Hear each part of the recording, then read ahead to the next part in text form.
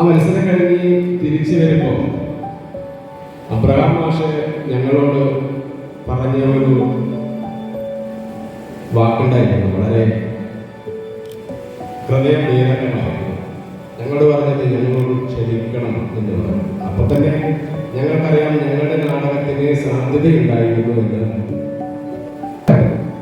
വീട്ടിൽ ഒരു സ്ത്രീയുണ്ട്, എപ്പോഴും ചേർത്ത് പിടിക്കുന്നവരും സ്നേഹിക്കുന്നവരും അംഗീകരിക്കുന്നവരും കുറവായി കൊണ്ടിരിക്കുകയും സാരമില്ലടാ എന്ന് പറയാൻ മാധ്യമങ്ങളിലൂടെയോ വേദികളിലോ പറയുന്നവരുണ്ടാവും. എന്നാൽ ആത്മാർത്ഥമായിട്ട് സാരമില്ലടാ എന്ന് പറയാൻ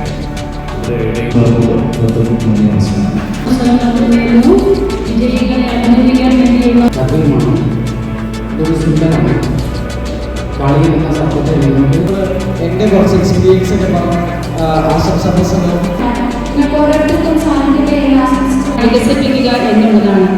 അതിന്